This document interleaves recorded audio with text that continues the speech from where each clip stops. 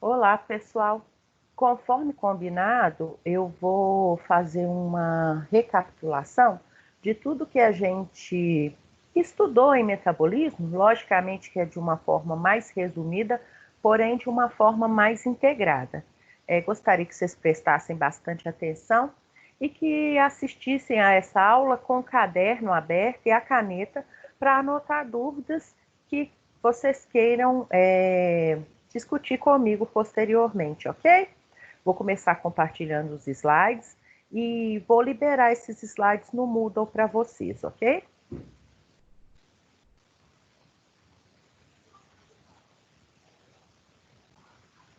Só um minuto.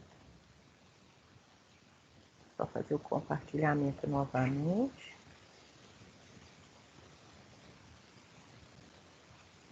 Ok, vou pegar o pointer aqui, né? Bom, nós vamos falar hoje, né, sobre bases metabólicas para manutenção da saúde, ok? E para começar, né, a gente abre com esse slide que fala um pouquinho sobre os seres fototróficos e quimiotróficos, né? Então, as plantas, né, utilizam da energia solar para produzir o seu próprio alimento e fornece para nós, pertencentes ao reino animal, os carboidratos que a gente ingere na nossa dieta e o O2 que é necessário para o metabolismo aeróbio. Como resíduo do nosso metabolismo, né, nós temos o CO2 que fornecemos para esses animais que realizam a fotossíntese, ok? Então, os seres humanos são seres quimio-organotróficos, pois necessitam, né, obter energia oxidando compostos do meio ambiente, né? Enquanto os fototróficos obtêm energia utilizando o processo de fotossíntese, né, através da energia solar. Bom, nós somos seres humanos, né, e vamos obter energia através da oxidação de compostos orgânicos, como os carboidratos, os lipídios e as proteínas, que podem vir do nosso alimento ou das nossas reservas endógenas, né? Por exemplo, a gente tem glicogênio, que é a reserva de glicose, que fica armazenado no citoplasma das células hepáticas e das fibras musculares, e os triacilgliceróis, que ficam armazenados no nosso tecido adiposo. Bom, as reservas endógenas são utilizadas no intervalo entre refeições e em períodos de maior necessidade energética. Bom, a gente ficou a segunda etapa toda discutindo o metabolismo, né? E afinal de contas, o que a gente viu? Em que consiste o metabolismo, né? Resumidamente, a gente vai ver que o metabolismo consiste do conjunto de reações químicas que ocorrem com o objetivo de produzir energia e utilizar essa energia para a produção de moléculas ou para outros processos. Então, o metabolismo é o processo de produção e de utilização de energia. Energia essa que vai estar na forma da moeda energética da célula, que é o ATP, né?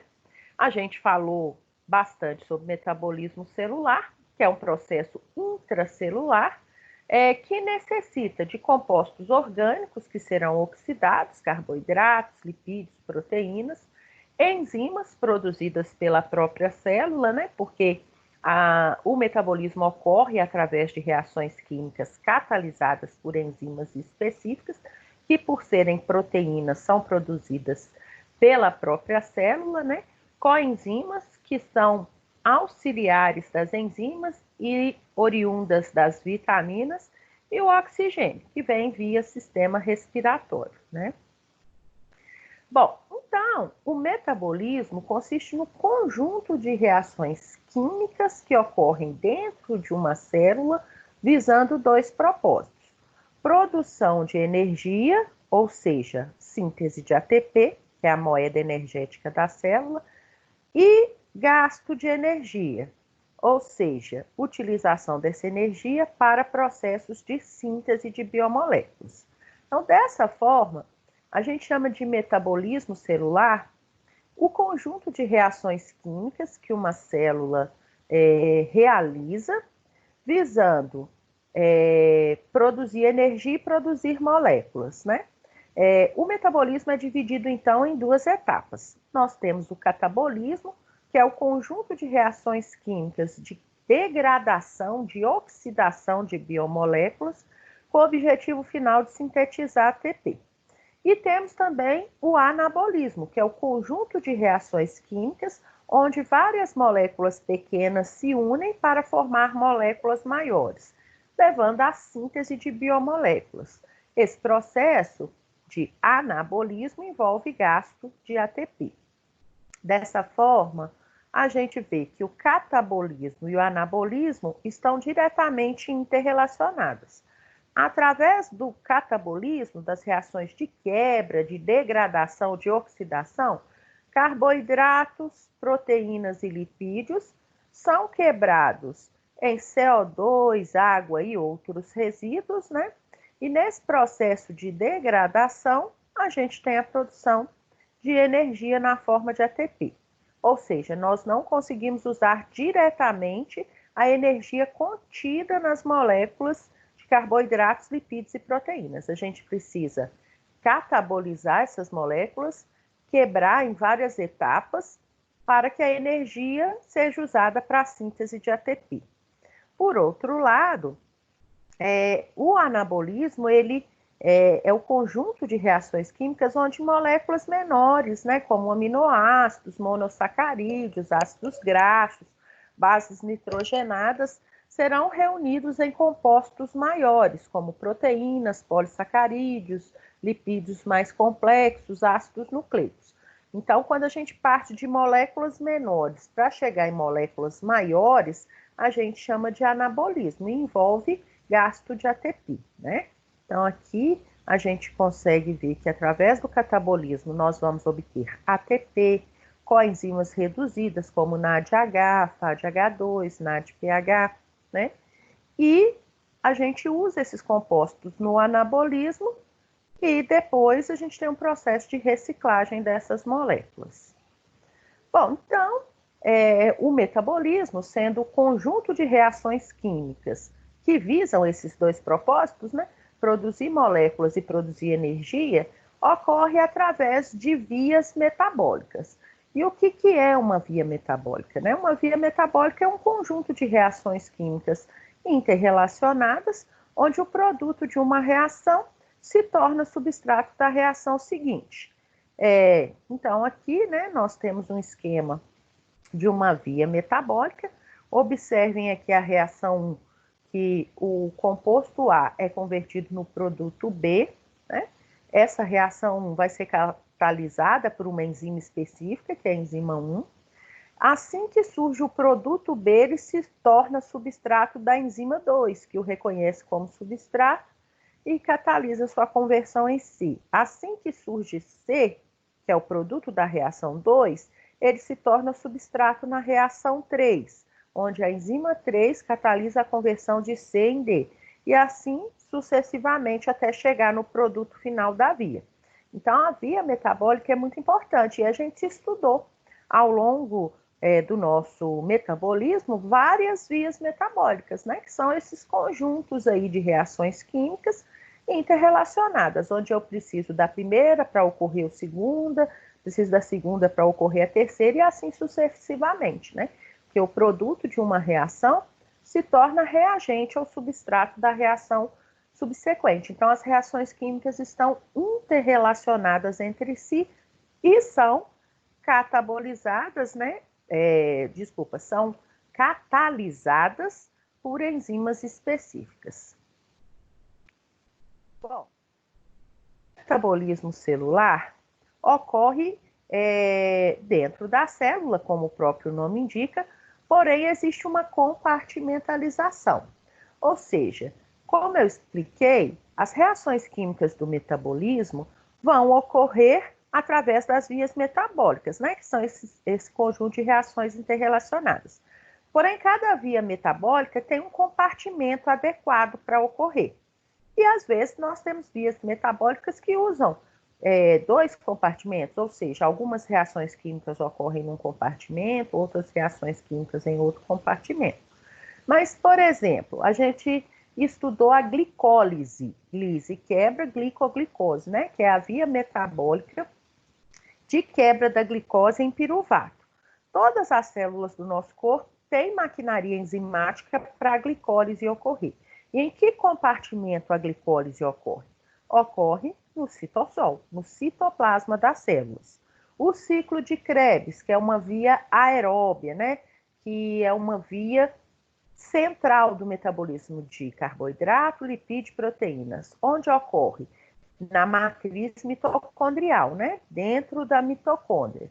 Então, tem um local específico. A cadeia transportadora de elétrons, que também é uma via de convergência do metabolismo de carboidratos, lipídios e proteínas, onde ocorre nas cristas mitocondriais, na membrana mitocondrial interna, né? Envolvendo a matriz e o espaço intermembranas. Então, cada via metabólica tem o seu compartimento de ocorrência, né? Então, a célula, ela apresenta vários compartimentos, né? Que são as chamadas organelas citoplasmáticas, e cada via metabólica tem um local adequado para que ocorra esta via, né? Quando a gente fala de metabolismo, é muito importante que a gente entenda que o metabolismo basal é o gasto mínimo de energia para manter as funções vitais. Ou seja, mesmo com o indivíduo em repouso, ele tem um gasto de energia, porque o seu cérebro continua funcionando, seu coração continua batendo, ele continua respirando, né? Então, esse gasto mínimo de energia para manter as funções vitais, para manter o indivíduo vivo, a gente chama de metabolismo basal, né? E é diferente do gasto de energia quando a gente está em atividade, acordado, trabalhando, estudando, realizando nossas funções diárias, né? Então, esse é o primeiro conceito importante. O segundo conceito é o conceito de metabolismo aeróbio. Metabolismo aeróbio é o conjunto de reações químicas que necessitam de oxigênio para sua ocorrência, né? Então, eu tenho vias metabólicas que só ocorrem se existir naquela célula oxigênio disponível. Esse processo de metabolismo aeróbio, ele é um processo que rende mais energia, né? Então, a degradação da glicose, a degradação do ácido graxo ou a degradação do aminoácido produz muito mais ATP na presença do oxigênio, no metabolismo aeróbio, do que no metabolismo anaeróbio, que é na ausência de oxigênio. Porém, mesmo em condições anaeróbias, em total ausência de oxigênio, algumas células conseguem produzir ATP, só que em menor quantidade, né? E aí a gente chama de metabolismo anaeróbio. É importante ressaltar que a ênfase do nosso curso foi na produção de ATP, ou seja, foi no catabolismo, porque como eu expliquei anteriormente, né, para a produção de ATP, as células degradam, quebram, oxidam glicose, ácido graxo ou aminoácido e acabam por levar à produção de ATP. Porém, desses três nutrientes, só a glicose pode ser usada em condições anaeróbias, por um processo chamado fermentação lática, né?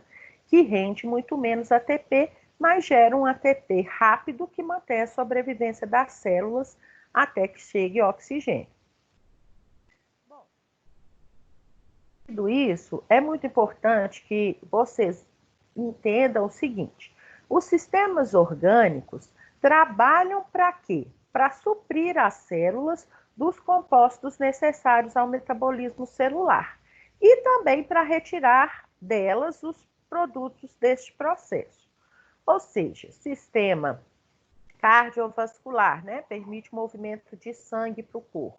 Esse sangue leva para as células nutrientes que vêm do sistema digestório, oxigênio que vem do sistema respiratório, né? Esse sangue leva para fora, para os sistemas de excreção, os resíduos do metabolismo, como o CO2, a amônia, a ureia, a creatinina, né? Então, o nosso sistema cardiovascular, ele trabalha para permitir o movimento do sangue. E o sangue se movimenta para levar para as células tudo o que elas precisam para realizar o metabolismo celular e retirar delas tudo que pode intoxicá-las, né? Os outros sistemas acabam por excretar esses resíduos, controlar os movimentos de sangue. Então, no fundo, os sistemas trabalham para suprir o metabolismo celular. Veja bem, sistema digestório, você ingeriu um alimento. No seu alimento tem o quê? Carboidrato, lipídio, proteína, vitamina, minerais, água. Aí o seu sistema digestório quebra as macromoléculas do alimento até suas unidades formadoras, que são absorvidas principalmente a nível de intestino delgado. Aí o nutriente que vem do digestório vai para o sangue levar para as células para serem utilizadas no metabolismo celular. Se a gente pensa no sistema respiratório, o ar entra no seu nariz e alcança seu pulmão para o oxigênio que está no ar ir para o sangue levar para as células. E também para o CO2 produzido pelas células, né, ser eliminado para o sangue leva para os pulmões e você expira esse CO2, né? Quando a gente pensa no sistema endócrino, regula essas reações do metabolismo, né? Vários hormônios são ativadores e inibidores de enzimas regulatórias de vias metabólicas, né? E assim, nós vamos ver, sistema excretor, né? Vai estar eliminando os resíduos através da urina, através do suor, né? Então, o que nós podemos perceber é que os diferentes sistemas orgânicos trabalham de forma integrada para manter o quê? O metabolismo celular. E é isso que essa figura está mostrando. Aqui a gente tem um vaso sanguíneo, né? E a gente percebe o quê? No metabolismo, a gente tem aquelas duas etapas, né? A gente tem o anabolismo, onde várias moléculas pequenas se unem para formar moléculas maiores, né? Logicamente, através de vias metabólicas anabólicas. E nesse processo de anabolismo, gasta-se energia, é usada a energia do ATP, e temos o catabolismo, que é o processo de quebra, de degradação de moléculas para a produção de ATP. A ênfase do nosso curso foi aqui, ó, no catabolismo, foi na obtenção de energia por parte das células, né? Então a gente tem que pensar que uma célula ela tem que ser capaz de construir suas moléculas pelo anabolismo e de quebrar nutrientes e obter assim a energia que ela precisa. Então a gente enfatizou o catabolismo, que é esse processo de quebra, de oxidação de nutrientes para a produção de ATP, né? E de onde vêm as moléculas usadas no catabolismo? Bom, uma fonte de nutrientes é o alimento. O alimento é tudo aquilo que você ingere para saciar sua fome. Dentro do seu alimento, você tem macromoléculas, que a gente chama de macronutrientes, como carboidratos, lipídios e proteínas. E muitas vezes esses macronutrientes, eles estão grandes demais para serem absorvidos, ou seja, tirados da luz do intestino e mandados para as células, né? Então, o nosso sistema digestório, ele funciona como um grande liquidificador, que quebra esses macronutrientes nas suas unidades formadoras. Ou seja, dos carboidratos que você ingere, o que você realmente absorve são os monossacarídeos. Dos lipídios que você ingere, o que realmente você absorve são os ácidos graxos. E das proteínas que você ingere, o que realmente você absorve e envia para as células metabolizarem são os aminoácidos. Então, a função básica do sistema digestório é realizar a digestão, né? É hidrolisar as macromoléculas presentes no alimento até seus blocos de construção. E aí nós vamos ter a absorção, né? Que a gente absorve dos carboidratos, principalmente glicose, mas a gente absorve galactose e frutose também, absorve monossacarídeos. Das proteínas, a gente envia para o nosso sangue aminoácidos, né?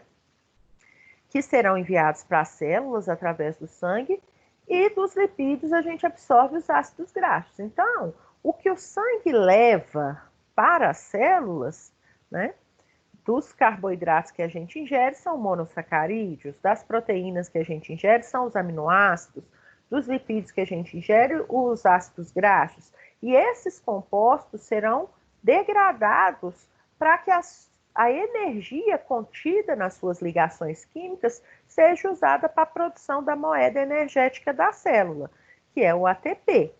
Porém, como eu expliquei, nem toda a célula do corpo consegue usar glicose, aminoácido e ácido graxo. Existem células, como os neurônios, que só usam glicose. Existem células que usam glicose e ácido graxo. Existem células que usam glicose, ácido graxo e aminoácido. Dependendo da situação, prioriza o catabolismo de um ou outro, né? Mas se a gente pensar no corpo humano como um todo, a gente vai pensar no organismo que tem 100 trilhões de células. Cada célula vai ter que realizar o seu próprio metabolismo, as suas próprias reações químicas do metabolismo, para obter a energia e as moléculas que ela precisa, né? Então, o que a gente vai ver é que estas células, elas podem, de uma maneira geral, né, pensando em todas as células do corpo humano, usar esses 3 nutrientes: glicose, ácido graxo e aminoácido para a produção de ATP. Bom, é importante entender que a gente não se alimenta o tempo todo, ou seja, a gente não está o tempo todo absorvendo nutrientes lá no nosso intestino, né? A gente não fica o tempo todo no período absortivo. E no intervalo entre refeições, no jejum noturno ou em momentos de estresse, atividade física, que o nosso corpo necessita de mais energia, né? A gente usa o quê? As reservas endógenas, né? E essas reservas endógenas no corpo humano estão na forma de glicogênio, que é um polímero de glicose, é uma reserva de glicose que a gente tem nas células do fígado, células hepáticas e fibras musculares, e nos adipócitos a gente tem a reserva endógena chamada triacilglicerol, que é uma reserva lipídica, né? Então, nesses momentos de intervalo entre refeições, estresse, atividade física, a gente quebra essas reservas endógenas e disponibiliza os compostos que podem ser oxidados para o sangue e o sangue distribui para as células. Então, estas são as fontes que nós temos de nutrientes para o sangue, para que o sangue leve para as células poderem oxidar.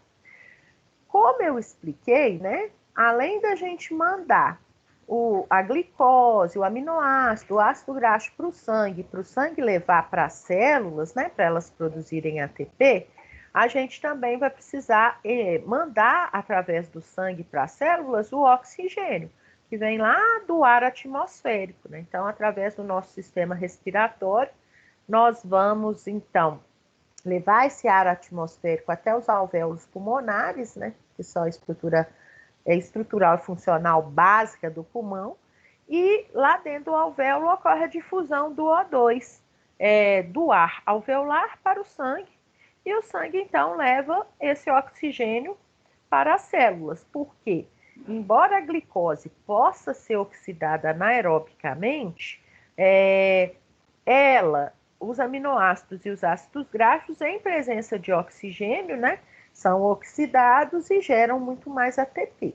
Então, vejam bem, essa figura aqui, ela ilustra bem, né, o que precisa ser enviado continuamente para as células para elas realizarem seu metabolismo celular, né? Então, é necessário mandar nutrientes que vêm do sistema digestório, no intervalo entre refeições, nas situações de estresse, na atividade física, mandar nutrientes que vêm das reservas endógenas e continuamente enviar oxigênio que vem do sistema respiratório. Agora, a célula recebendo continuamente nutrientes que vêm do digestório, oxigênio que vem do respiratório, ela vai realizar as reações do metabolismo e produzir o seu próprio ATP e suas próprias moléculas, né? E isso porque ela tem um repertório de enzimas necessárias para que as vias metabólicas ocorram, né? E tem os compartimentos necessários para que essas vias também ocorram, né? Então, esse slide aqui ele é bem interessante, porque ele mostra, né, resumidamente, como que a célula vai estar continuamente recebendo nutrientes e oxigênio que ela precisa para o metabolismo aeróbio. Bom, aqui nós temos uma figura que mostra a hemoglobina, que é uma proteína presente no interior das hemácias, né? Que funciona como uma transportadora de oxigênio, né? Então, quando o oxigênio sai do ar alveolar e vai para o sangue do capilar que está ao redor do alvéolo pulmonar, esse oxigênio entra na hemácia e se liga na hemoglobina. Uma hemoglobina consegue transportar 4 moléculas de oxigênio de uma vez só. E nós temos várias cópias de hemoglobina aqui na periferia da hemácia, né? Então, o transporte de oxigênio para as células é bem eficaz.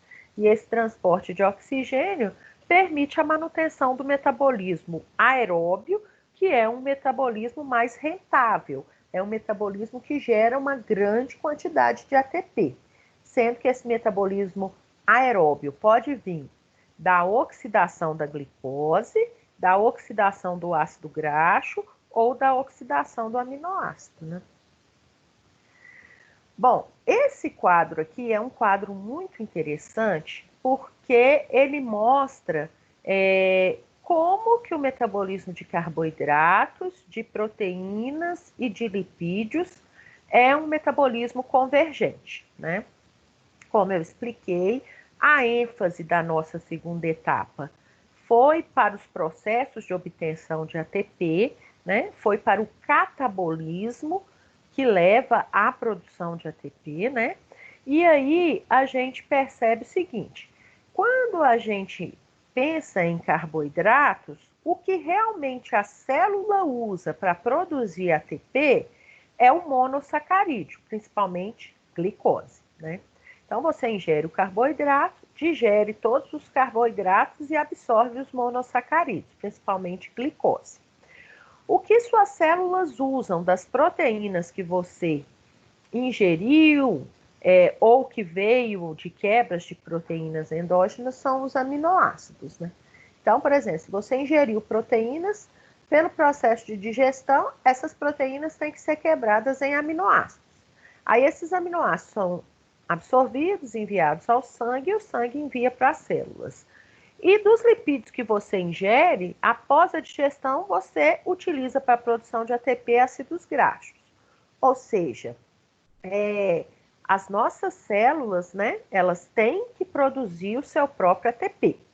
Para produzir o seu próprio ATP, essas células precisam degradar, catabolizar, oxidar ou glicose, ou aminoácidos, ou ácidos graxos.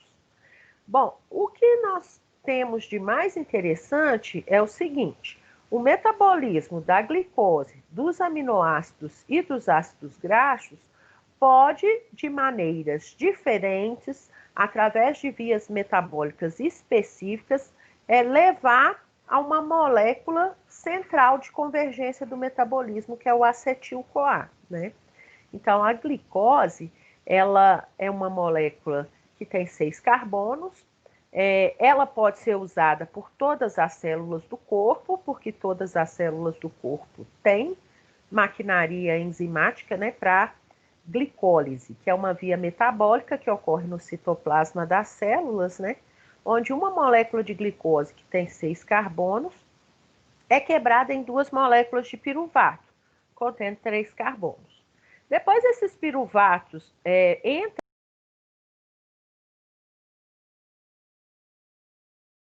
e esses piruvatos dentro da mitocôndria serão convertidos num composto de 2 carbonos, que é o acetil-CoA.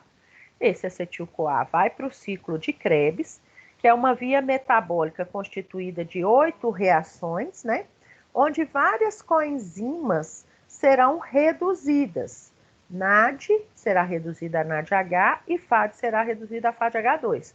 pois no ciclo de Krebs nós temos várias reações de oxidação, onde átomos de hidrogênio são transferidos durante as reações químicas para essas coenzimas, que ao receber esses hidrogênios se tornam coenzimas reduzidas, né? Lembrando que a gente tem uma pequena produção de ATP diretamente no ciclo de Krebs e no caso da glicose, na glicólise, né? Aí depois que as coenzimas são reduzidas no ciclo de Krebs, elas serão reoxidadas enviando elétrons para o oxigênio pela cadeia transportadora de elétrons. E nesse processo de envio de elétrons para o oxigênio, esse oxigênio se liga a prótons e se converte em água metabólica, né? E as coenzimas voltam à sua forma oxidada, NAD+ e FAD. E aí, a gente vai ver que nesse processo de transferência de elétrons pela cadeia transportadora de elétrons em direção ao oxigênio, nós vamos ter a formação de um gradiente de prótons que depois impulsiona a produção de ATP, né?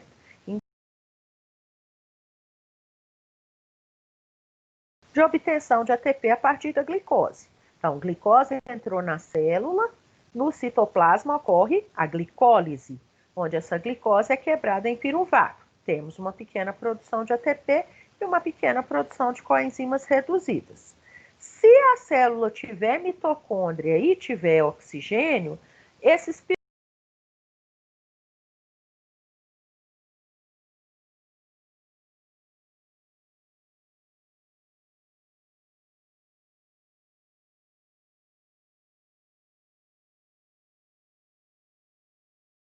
de Krebs.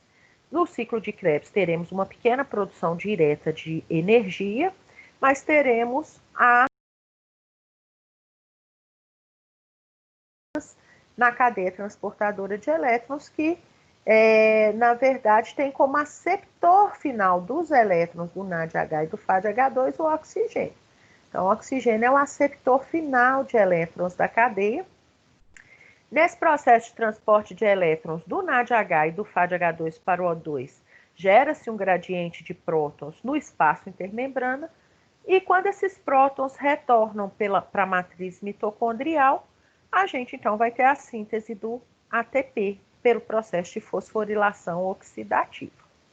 Bom, agora, quando a gente pensa aqui nas proteínas, né, que através do sistema digestório geram aminoácidos que são absorvidos, enviados para as células, a gente também vai ter caminhos que podem levar ou ao acetil-CoA ou a algum intermediário do ciclo de Krebs, como a gente viu na nossa aula de metabolismo de aminoácidos, né? Então, nós temos esse processo de degradação de aminoácidos, sendo que o grupo amino ele é retirado por ação de enzimas chamadas transaminases, né? E ele acaba por gerar íon amônio que o fígado, através do ciclo da ureia, converte em ureia, que é menos tóxico, né? E nesse ciclo da ureia acaba por formar um intermediário do ciclo de Krebs também. E o que sobrou do aminoácido, que é o esqueleto carbonato, pode gerar acetil-CoA diretamente, que vai para o ciclo de Krebs, para a produção de energia, ou que vai para algum intermediário do ciclo de Krebs, que acaba por gerar energia pelos processos que nós já vimos de cadeia transportadora de elétrons e fosforilação oxidativa. Bom, os lipídios, né, que geram ácidos graxos, que são absorvidos e enviados às células, vão ser ativados dentro dessas células, né, vão ser encaminhados para a matriz mitocondrial, e lá na matriz mitocondrial vai ocorrer um processo que se chama beta-oxidação ou ciclo de Lime, onde esses ácidos graxos vão ser quebrados em várias moléculas de acetil-CoA, que por sua vez serão direcionadas para o ciclo de Krebs, para que haja redução de coenzimas, NAD+ em NADH, FAD em FADH2, e uma pequena produção direta de energia, e depois, na reoxidação dessas coenzimas, né, enviando elétrons para uma cadeia transportadora de elétrons em direção ao oxigênio, gera-se um gradiente de prótons, e esses prótons, ao retornarem para a matriz mitocondrial pela ATP sintase, leva à produção de ATP. Então, aqui é um esquema que resume tudo que nós estudamos na segunda etapa. E o que a gente vê? A gente percebe por esse esquema que o ciclo de Krebs e a cadeia transportadora de elétrons e fosforilação oxidativa são vias convergentes do catabolismo de glicose, de aminoácido e de ácido graxo, né? Então, é muito importante entender que o caminho para se chegar ao ciclo de Krebs é diferente quando eu penso na catabolização da glicose, na catabolização do aminoácido, do ácido graxo. Mas depois que chegou a acetil-CoA e ao ciclo de Krebs, nós vamos ver que o processo se torna o mesmo, né? Ou seja, o ciclo de Krebs e a cadeia transportadora de elétrons e fosforilação oxidativa são vias aeróbias, ou seja, vias dependentes de oxigênio, e que são pontos de convergência do catabolismo da oxidação de glicose, aminoácido e ácido graxo. Então, a gente estudou o caminho de cada um desses compostos até chegar aqui no ciclo de Krebs, né? E aí a gente teve aula de ciclo de Krebs, de cadeia transportadora de elétrons e fosforilação oxidativa, mas a gente percebe que essas duas vias aqui são vias convergentes do catabolismo e são vias aeróbias, necessitam de oxigênio. Embora o oxigênio não participe diretamente de nenhuma reação do ciclo de Krebs, para o ciclo de Krebs continuar, né, para que ele ocorra, é muito necessário que as coenzimas estejam na sua forma oxidada, NAD+, e FAD. Então, a manutenção do ciclo de Krebs depende da reoxidação dessas coenzimas pela doação de elétrons para o oxigênio via cadeia transportadora de elétrons.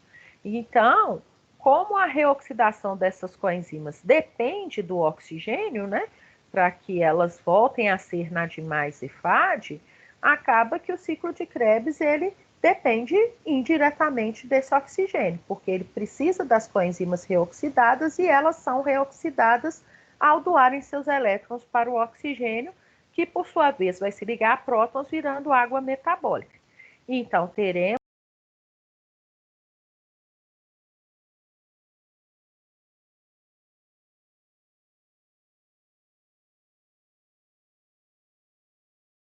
são vias aeróbias. Aí você podia me perguntar, mas Luciene, você não disse que é possível que uma célula produza ATP mesmo sem ter oxigênio, mesmo em condições anaeróbias? Sim, é possível, mas aí a célula só vai usar a glicose, né? Então, nesse caso, a glicose vai entrar na via glicolítica, né? Na glicólise, essa via de 10 reações que ocorre no citoplasma de todas as células. Essa glicose vai ser, então, quebrada em piruvato e nesse processo vai ser reduzidos NAD+ em NADH e esses NADH serão reoxidados doando hidrogênios para o próprio piruvato, que vai, então, se tornar no citoplasma lactato. E o processo a gente chama de fermentação lática e ocorre em algumas fibras musculares em contração intensa ou nas células que não têm oxigênio ou mitocôndria, né? Então, a fermentação lática, ela usa da glicose e gera como produto o ácido lático. E a produção de ATP por uma molécula de glicose será apenas de 2 ATPs. Enquanto esse caminho completo aqui de oxidação de glicose em condições aeróbias pode levar à síntese de 32 ATPs, né? Bom, entendido isso, a gente pode fazer esse resumão. O que a gente vê nesse resumão, né? Os nutrientes, no caso, glicose, aminoácido e ácido graxo, ao serem oxidados, ou seja, ao serem quebrados, porque a gente não usa diretamente a energia das ligações químicas da glicose, a energia das ligações químicas do ácido graxo ou do aminoácido, né? Eles precisam ser desmembrados, eles precisam ser quebrados em unidades menores, né?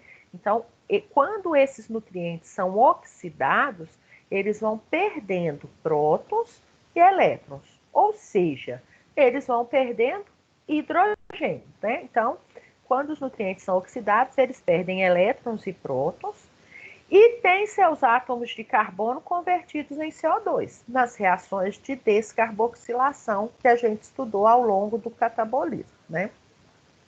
Os prótons e os elétrons são recebidos por coenzimas na sua forma oxidada, NAD+, e FAD, né? Que passam assim à forma reduzida, NADH e FADH2. Aí, quando essas coenzimas reduzidas enviam seus elétrons e prótons para o oxigênio, né? A gente vai ver que esse oxigênio é convertido em água e a gente vai ter a formação de um gradiente de prótons que impulsiona a síntese de ATP. Então, é aquele resumo que eu expliquei anteriormente, né? E, afinal de contas, né, quem que é o ATP? ATP é uma sigla que significa trifosfato de adenosina ou adenosina trifosfato, né? O ATP é a moeda energética da célula. Esse ATP, ele é usado para contração muscular, para o transporte ativo, para a biossíntese, para a condução do impulso nervoso. Todos esses processos necessitam dessa moeda energética que é o ATP. Então, a célula desmonta glicose, desmonta ácido graxo, desmonta aminoácido, para que a energia de suas ligações químicas gerem várias moléculas dessas de ATP, que é um nucleotídeo energético. Ele é formado por uma base nitrogenada, que é a adenina, né? Ligada a essa adenina, nós temos um açúcar, né? Nós temos um monossacarídeo, que é a ribose, e ligado a essa ribose, nós vamos ter 3 grupos fosfato. Observem que esses grupos fosfato, eles têm cargas negativas próximas. Isso gera uma certa instabilidade, né? De modo que quando a gente fala que um processo, ele ocasiona a utilização do ATP, qualquer um desses processos, é porque nesses processos, esse último grupo fosfato aqui é retirado e a energia proveniente da quebra dessa ligação aqui é utilizada para impulsionar o processo, né? Então, dizer que um processo usa ATP é dizer que nesse processo o ATP é convertido em ADP pela retirada do seu último grupo fosfato. Então, ATP é adenosina, que é essa parte toda aqui, trifosfato, porque tem 3 fosfatos. No processo que usa o ATP, esse último grupo fosfato é retirado e o ATP, então, se converte em ADP, adenosina difosfato, podendo até a quebra ser aqui e gerar adenosina monofosfato. Mas o mais comum é dizer que num processo onde é utilizado o ATP, nós teremos a conversão desse ATP em ADP, né? Então, né, nessa nossa segunda etapa, nós vimos que realmente o metabolismo nada mais é do que um conjunto de reações muito bem coordenadas, muito bem reguladas, com propósitos definidos, né? E nessas reações do metabolismo atuam sistemas multienzimáticos. Então, eu disse que o metabolismo ele envolve 2 etapas, que é o catabolismo, onde uma molécula grande é quebrada em várias moléculas menores e a quebra leva à produção de ATP, e o anabolismo onde é o conjunto de reações químicas onde várias moléculas pequenas se unem para formar moléculas maiores e envolve gasto de ATP, né? E todas essas reações, tanto do catabolismo quanto do anabolismo, elas vão envolver o quê? Enzimas, né? Cada reação de uma via metabólica é catalisada por uma enzima específica. Então, a especificidade é uma característica das enzimas que permite a regulação da atividade enzimática, né? E nós temos fatores que ativam ou inibem as enzimas regulatórias de uma via, né? Então, toda via metabólica, que é um conjunto de reações químicas interrelacionadas, tem sempre pontos de regulação, que geralmente são as reações irreversíveis, são as enzimas que catalisam as reações irreversíveis da via. Então, essas enzimas, elas são alvo de regulação. Se as enzimas ficam inibidas, a via fica inibida. Se as enzimas regulatórias ficam ativadas, a via fica ativada. E essa regulação das enzimas regulatórias de uma via é muito importante e muitas vezes é feita por mecanismos hormonais. E vai obedecer o quê? A necessidade do organismo ou da célula. Então, por exemplo, se a gente pensa aqui numa via metabólica que leva à quebra do glicogênio no fígado em glicose, para que essa glicose vá para o sangue, né? Essa via metabólica se chama glicogenólise hepática. Lise, quebra glicogênio do glicogênio. Então, a glicogenólise hepática é uma via metabólica de quebra do glicogênio, né? Para liberar glicose para ir para o sangue. Em que situações essa via é necessária? Em situações onde está faltando glicose no sangue, né? Então, em situações de hipoglicemia, o nosso pâncreas, através das células alfa, libera o glucagon e o glucagon ativa as enzimas regulatórias da glicogenólise hepática. Então, nesse momento, nós vamos ter quebra do glicogênio no nosso fígado, no interior das células hepáticas. A glicose proveniente dessa quebra, ela sai do fígado e vai para o sangue para subir a glicemia que estava baixa. Então, a gente vê o quanto as enzimas são importantes na ativação de uma via e inibição de outras, né? No caso, o hormônio muitas vezes regula essas enzimas, né?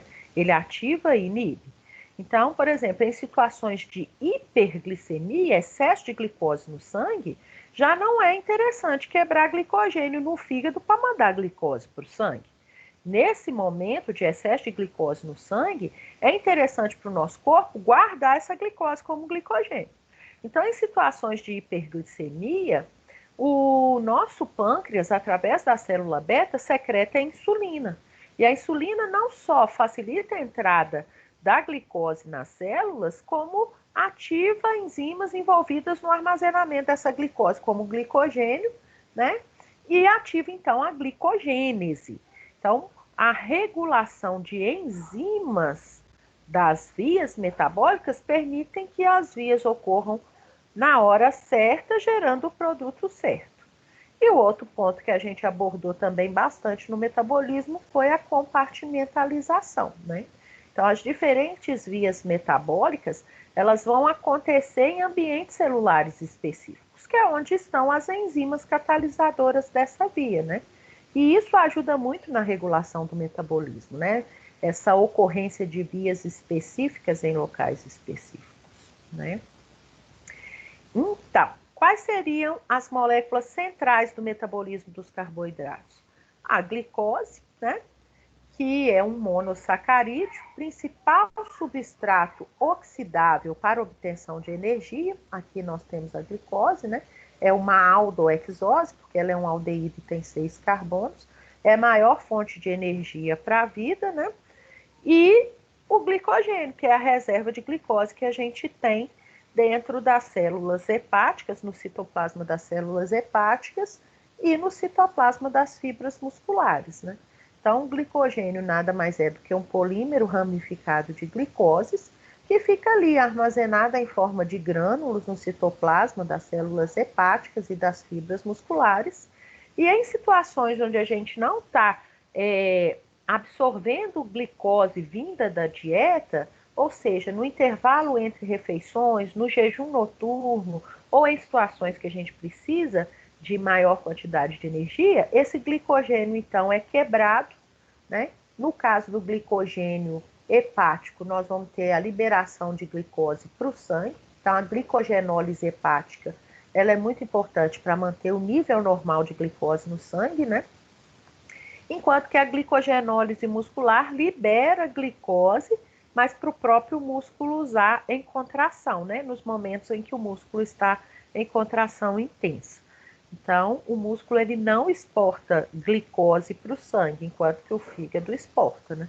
Então, a glicogenólise hepática está envolvida na manutenção da glicemia e a glicogenólise muscular está envolvida na produção de ATP para a própria fibra muscular. Mas o produto da glicogenólise é a glicose, né?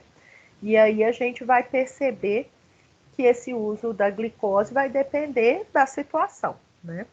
E é regulado por enzimas específicas que, por sua vez, são regulados por hormônios e fatores reguladores específicos, né? Então, os locais de armazenamento de glicogênio são citoplasma das células hepáticas do fígado, citoplasma das fibras musculares, na forma de grânulos, né? E o metabolismo dos carboidratos envolve várias vias que a gente estudou. Então, por exemplo, a gente estudou bastante a glicólise, que é a via metabólica onde eu tenho a quebra de glicose, que é um composto de 6 carbonos, em 2 moléculas de piruvato. Cada um dos piruvatos tem 3 carbonos. A glicólise ocorre em todas as células do nosso corpo, principalmente no período absortivo, onde eu tenho abundância de glicose no sangue, né? Porque eu estou absorvendo a glicose que eu ingeri, e nesse momento de hiperglicemia, o meu pâncreas, através da célula beta, libera a insulina. A insulina não só facilita a internalização dessa glicose nas células, o armazenamento, onde pode ser armazenada, que é no citoplasma das células hepáticas e das fibras musculares, mas também o uso dessa glicose pela glicólise, né? Então, a glicólise é uma via metabólica de 10 reações. Nessa glicólise, eu não tenho só a quebra da glicose, que tem 6 carbonos, em 2 piruvatos, cada um contendo 3 carbonos, mas tem também, para cada glicose que inicia a glicólise, a formação de 2 ATPs, 2 moléculas de água e a redução de 2 coenzimas NAD+, em NADH, né? E temos a outra via, que é a glicogênese. Olha só, gênese, formação, glicoglicogênese, né? Então, a glicogênese é uma via metabólica que leva à síntese do glicogênio. Ocorre em quais células? Nas células que podem armazenar glicogênio. Células do fígado, que são as células hepáticas, e células musculares, que são as fibras musculares, né? A glicogênese, ela é um processo de formação do glicogênio pela união de unidades ativadas de glicose, né? E ocorre principalmente em períodos onde você tem glicose sobrando no sangue. Então, quando você tem glicose sobrando no sangue, né, hiperglicemia, como eu já expliquei, a insulina será liberada e vai ativar as enzimas regulatórias da glicogênese dentro da célula hepática e da fibra muscular. E essas moléculas de glicose, além de serem usadas pela glicólise, elas vão ser armazenadas como glicogênio na célula hepática e na fibra muscular, porque a insulina acaba por ativar a glicogênio sintase, que é a enzima regulatória da glicogênese. Agora, diferentemente da glicólise, que é uma via catabólica de quebra de glicose para a produção de ATP, que ocorre em todas as células do corpo, a glicogênese só vai ocorrer no citoplasma das células hepáticas e das fibras musculares, que são as células que são capazes de armazenar esse glicogênio, né? Processo inverso da glicogênese é a glicogenólise. A glicogenólise é uma via catabólica, né? Lise, quebra, glicogênio de glicogênio. É a quebra do glicogênio para liberar glicose. Onde que vai ocorrer essa via metabólica? No citoplasma das células hepáticas e no citoplasma das fibras musculares, né? Essa glicogenólise tem objetivos diferentes. A glicogenólise hepática, como eu disse anteriormente, é para liberar glicose para o sangue em situações de hipoglicemia, né? Então, quando está faltando glicose no sangue, a gente libera um hormônio que é o glucagon. O glucagon ativa as enzimas envolvidas na quebra do glicogênio, principalmente a glicogênio fosforilase, que é uma enzima regulatória. A gente vai quebrar o glicogênio no nosso fígado e mandar a glicose para o sangue para subir a glicemia que estava baixa. Enquanto que a glicogenólise muscular é a quebra de glicogênio liberando glicose para a própria fibra muscular utilizar para a produção de ATP, porque a fibra muscular ela precisa muito de ATP para manter a contração muscular, né? Como eu disse anteriormente, não existe contração muscular se não tivermos o ATP. Por que a glicogenólise hepática leva à liberação de glicose para o sangue e a glicogenólise muscular não leva glicose para o sangue? É uma questão enzimática, né? Dentro da célula hepática, a gente tem uma enzima que desfosforila a glicose proveniente da glicogenólise hepática, que é a glicose 6-fosfatase, né, que catalisa a retirada do grupo fosfato da glicose para ela poder ir para o sangue, né? E o músculo não tem essa enzima, glicose 6-fosfatase, então a glicose proveniente da quebra do glicogênio no músculo é a glicose fosforilada que entra direto lá na glicólise e não tem a possibilidade de escapar para o sangue, porque lá no músculo não tem a glicose 6-fosfatase e a glicose fosforilada, né, que é o produto da glicogenólise muscular, não tem como sair para o sangue, devido à falta dessa enzima. Um outro processo que a gente falou importante das vias metabólicas dos carboidratos é a gliconeogênese. Vejam bem, só de a gente ver aqui gênese, a gente já sabe que é uma via de formação, né? Então, formação de nova glicose. Então, a gliconeogênese é uma via metabólica que leva à síntese de glicose a partir de precursores não glicídicos, ou seja, mesmo que você não esteja ingerindo carboidrato, mesmo que suas reservas de carboidratos estejam se esgotando lá no fígado, né?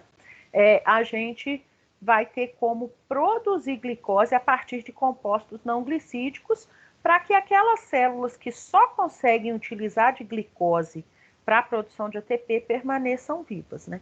Essa via que leva à produção de glicose a partir de precursores que nem são carboidratos é a gliconeogênese, e essa gliconeogênese ocorre também nas células hepáticas e nas células renais, né? E essa gliconeogênese, ela produz glicose para manutenção de glicemia no jejum prolongado, para manutenção das células que só podem usar de glicose, mas ela tem um preço, porque os precursores da glicose, os precursores usados para a síntese de glicose nas condições descritas são lactato, que vem da fermentação láctica, glicerol, que vem da quebra do triacilglicerol, e os aminoácidos, que vem da proteólise muscular, né? Então, a quebra de proteínas acentuada não é interessante para o organismo, mas mantém a sobrevivência em situações de jejum muito prolongado, né? Porque aí a gente vai usar os aminoácidos que vêm da quebra de proteínas musculares para produzir glicose e manter assim o cérebro vivo, né? Então, quanto mais se prolonga o jejum, mais a gente degrada aminoácidos para mandar os aminoácidos para o fígado, para que esses aminoácidos sejam usados para a produção de glicose, né? Beleza. Então, aqui é um resumo da síntese do glicogênio, processo esse conhecido como glicogênese, né? A enzima regulatória é a glicogênio sintase, que vai permitir que unidades ativas de glicose, o DP-glicose, sejam adicionadas a um pedaço de glicogênio, aumentando esse glicogênio, né? E a enzima ramificadora, que vai catalisar a síntese das ramificações do glicogênio, tá? Por outro lado, a gente tem a quebra do glicogênio, a glicogenólise, que vai levar à quebra do glicogênio para liberar a glicose. Lembrando que a glicogenólise hepática ocorre quando o organismo está em baixa de glicose, hipoglicemia, e o glucagon é o hormônio que estimula a glicogenólise hepática, enquanto que a glicogenólise muscular ocorre principalmente quando o organismo está realizando uma atividade física e a adrenalina é o hormônio estimulador, certo? Bom, aqui, né, eu já expliquei a gliconeogênese, que é um processo que ocorre principalmente no fígado, né, onde a gente vai usar precursores não glicídicos, como aminoácidos, principalmente a alanina, né, que vem da quebra de proteínas no músculo, o lactato, que vem da fermentação lática, e o glicerol, que não está mostrado aqui, mas que vem da quebra do triacilglicerol, né? Então, nesses momentos de jejum muito prolongado, a gente vai produzir glicose a partir de compostos não glicídicos para manter o cérebro funcionando. Esse processo de síntese de glicose a partir de precursores não glicídicos é também estimulado pelo glucagon e por outros hormônios também, né? E vai permitir a sobrevivência do organismo mesmo durante o jejum prolongado, né? Então, aqui, para a gente fechar o metabolismo de carboidratos, a gente tem as vias que a gente estudou de catabolismo e de anabolismo. Então, as vias catabólicas que a gente estudou foi a glicólise, que ocorre no citosol, onde a glicose é quebrada em piruvato, teremos uma pequena produção de ATP. Se não tivermos oxigênio nas células, esses piruvatos serão convertidos em lactato pelo processo anaeróbio de fermentação lática, né? Se tivermos oxigênio, o piruvato entra na mitocôndria, né? Vai ser convertido em acetil-CoA e vai entrar para o ciclo de Krebs. E esse ciclo de Krebs, posteriormente, será sucedido pela cadeia transportadora de elétrons e fosforilação oxidativa, que leva à produção de ATP. Já as vias anabólicas do metabolismo de carboidratos, que a gente estudou, foi a gliconeogênese, que é a síntese de glicose a partir de precursores não glicídicos, que é o lactato, aminoácidos e glicerol, e a glicogênese, que é a síntese do glicogênio pela união de glicose. Então, essas são as vias anabólicas que a gente estudou. Aqui, gente, eu vou liberar para vocês os slides, né, no Moodle, e aqui é só um resumão da glicólise, que a gente estudou passo a passo, as 10 reações, as enzimas regulatórias, os produtos finais. Aqui um slide sobre a fermentação lática, que é um processo anaeróbio que ocorre em determinadas fibras musculares, né? Que a gente chama de fibras brancas, que tem prioritariamente o metabolismo anaeróbio, onde o piruvato recebe hidrogênios do próprio NADH produzido na glicólise e se converte em lactato, que é o ácido lático, né? Caminho anaeróbio. E para falar do caminho aeróbio, a gente sempre precisa falar da mitocôndria, né? Então, aí os piruvatos entram na mitocôndria, sofrem descarboxilação oxidativa, o piruvato perde carbono na forma de CO2, vira acetil-CoA, né? E esse acetil-CoA dá início ao ciclo de Krebs, que a gente também teve aula sobre ele, que é esse conjunto de 8 reações, onde o grupo acetil do acetil-CoA é todo quebrado em moléculas de um carbono, que é o CO2, mas a gente viu que o objetivo final do ciclo de Krebs é a produção direta de energia. A gente só tem, para cada acetil-CoA que entra no ciclo, a produção de 1 GTP, né? Mas a gente tem, para cada acetil-CoA que entra no ciclo, a redução de 3 NAD+, em 3 NADH mais H+, um FAD em um FADH2, e essas moléculas, quando forem reoxidadas pela cadeia transportadora de elétrons, né, vão permitir a produção de muito mais ATP. Então, o ciclo de Krebs, ele tem como objetivo oxidar o grupo acetil do acetil-CoA em CO2, gerar coenzimas reduzidas, que quando forem oxidadas pela cadeia transportadora de elétrons, vão permitir a produção de ATP. e também gerar intermediários que são usados nas biossínteses, né? Então, o ciclo de Krebs tem todos esses propósitos.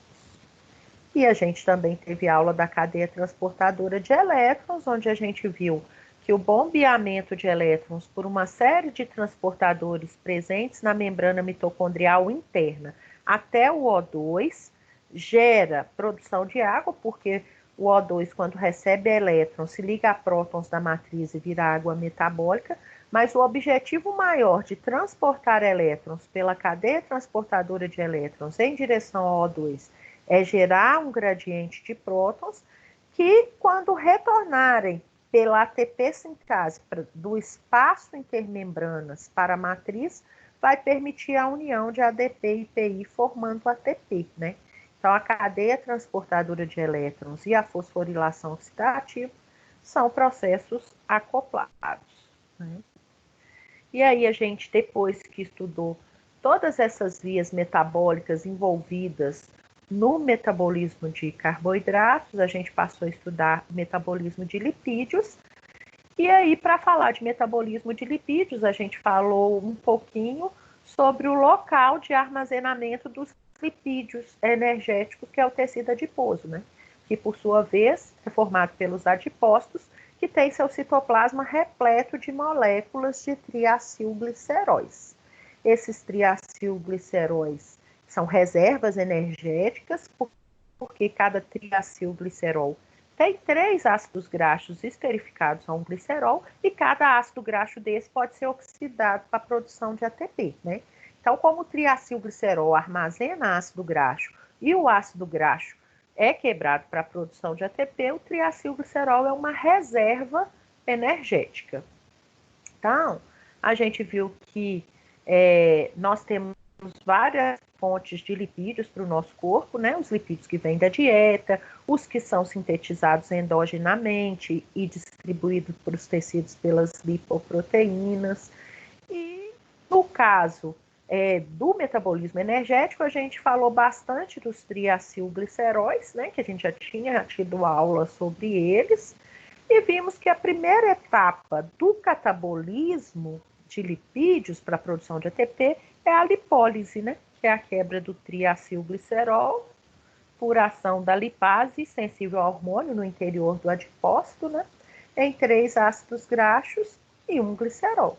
Nem o glicerol nem os ácidos graxos permanecem no adipócito, eles vão para a corrente sanguínea.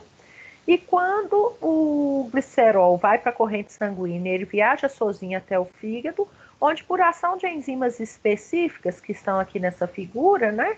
Glicerol-quinase e glicerol 3-fosfato hidrogenase, esse glicerol vai ser convertido em um intermediário, ou da glicólise ou da gliconeogênese, podendo levar ou a produção de glicose ou a produção de ATP, dependendo da necessidade do organismo, né?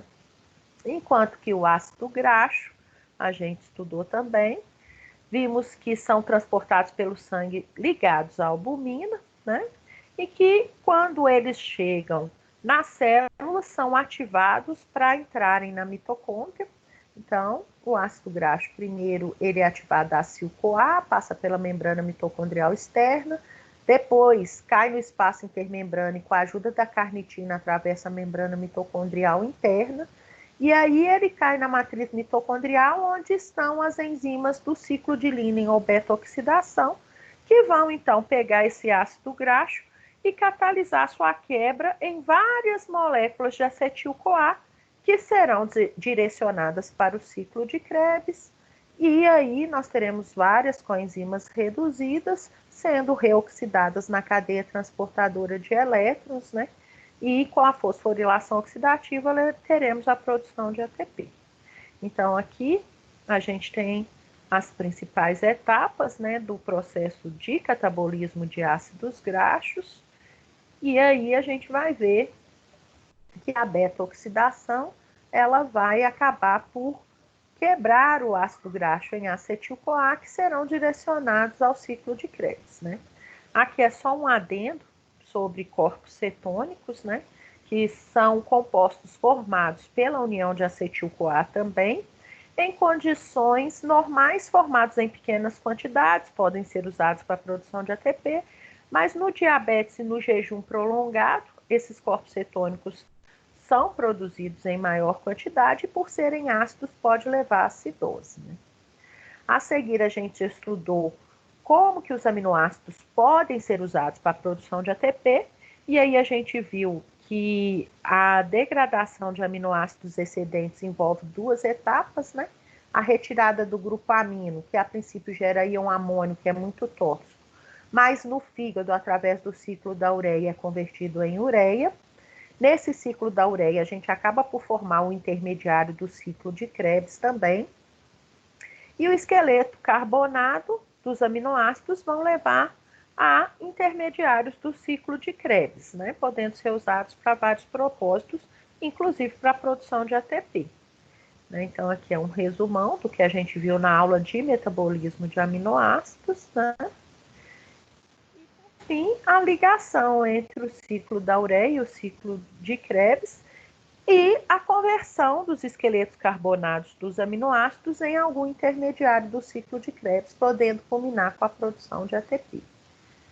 Aí eu coloquei aqui como que os hormônios controlam, né, as enzimas regulatórias das vias, as flutuações do metabolismo no período absortivo, né? Então, aqui, quando a gente está ingerindo o alimento, né, e está absorvendo os produtos da digestão, a gente está no período absortivo.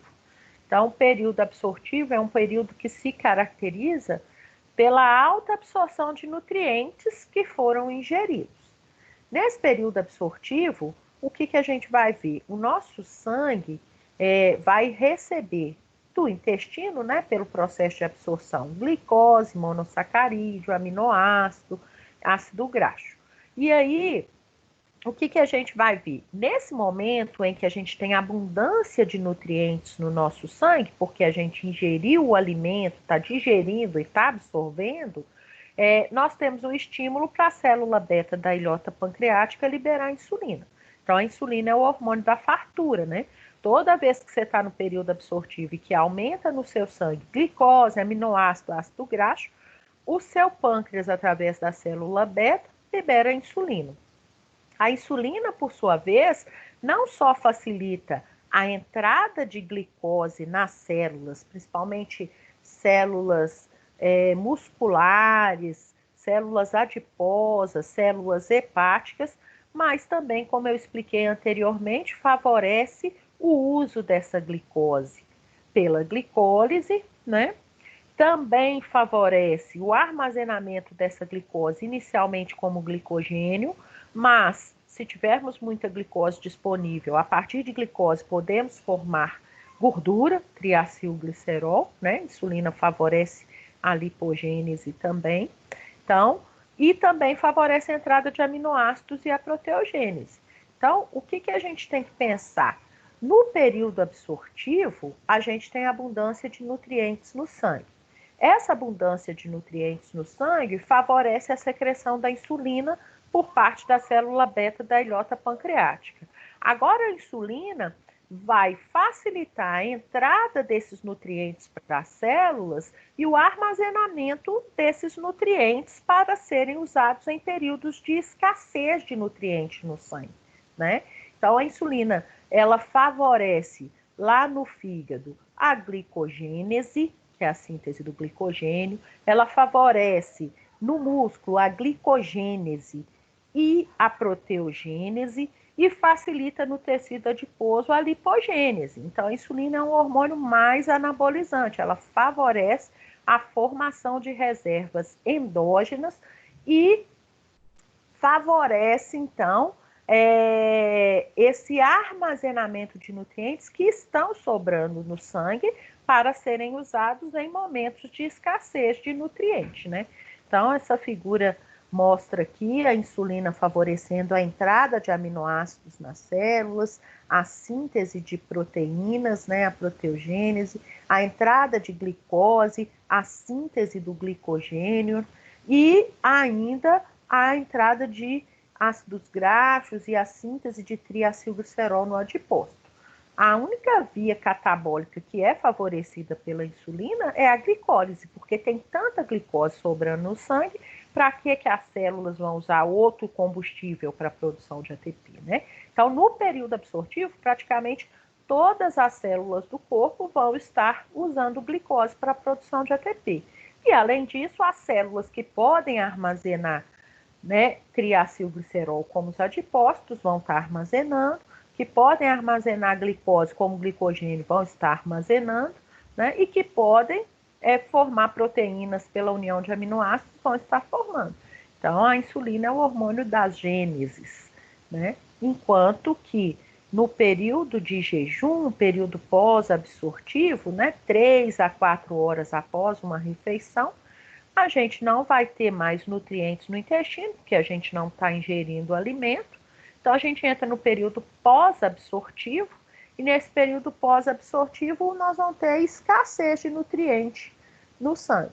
Então, vai estar com baixa de glicose aqui, e a baixa de glicose, que a gente chama de hipoglicemia, favorece o pâncreas a liberar o glucagon. O glucagon, por sua vez, ele vai ser o hormônio que favorece a quebra das reservas endógenas, né? Então, o glucagon, ele favorece a glicogenólise hepática para liberar a glicose para o sangue, já que está faltando, mas favorece a gliconeogênese, que é a síntese de glicose a partir de precursores não glicídicos. Nos adipócitos, favorece a lipólise, né?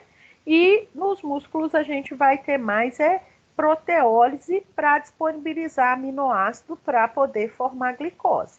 Então, no período pós-absortivo e à medida que o jejum se prolonga, nós vamos ter a quebra das reservas endógenas e a liberação de nutrientes para o sangue, né? Ao contrário da insulina, que é o hormônio da fartura, o glucagon é o hormônio da escassez. Quando está faltando nutriente no sangue, o glucagon é liberado para que as reservas endógenas sejam utilizadas, sejam quebradas para disponibilizar nutrientes que estão em falta, né? Então, se está faltando nutriente no sangue, vamos quebrar as reservas endógenas para liberar esses nutrientes para as células poderem usarem para a sua produção de energia. E durante o estresse e a atividade física, né, a gente vai ter a liberação de outros hormônios, que são a adrenalina e noradrenalina, porque em situações de estresse e atividade física, primeiro a gente tem a ativação de neurônios do simpático, né? E esses neurônios do simpático fazem a medula da adrenal liberar no sangue os hormônios adrenalina e noradrenalina, que vão causar todos esses efeitos aqui, né?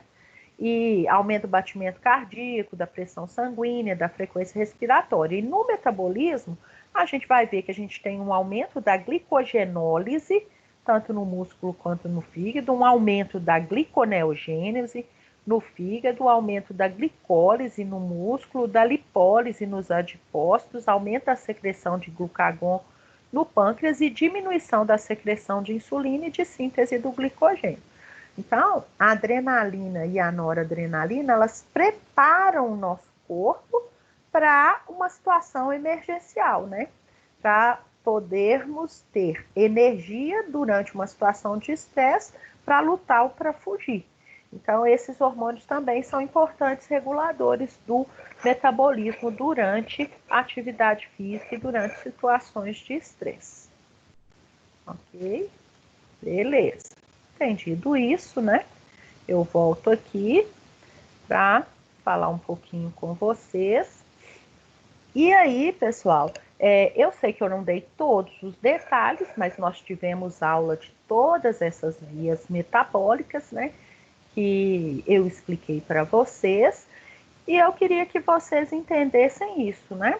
O nosso corpo é muito perfeito e ele forma reservas endógenas quando eu tenho abundância de nutrientes no sangue.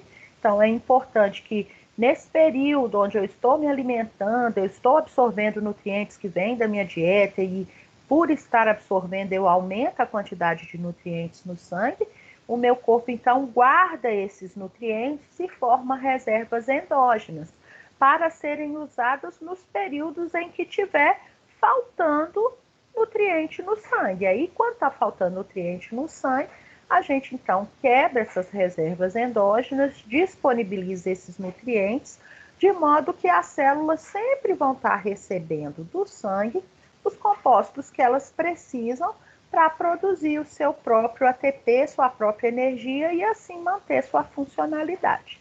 Espero que esse resumão tenha ajudado vocês, né? Desejo a todos um futuro brilhante e, precisando, estou à disposição, tá? Muito obrigado, fiquem com Deus, até breve.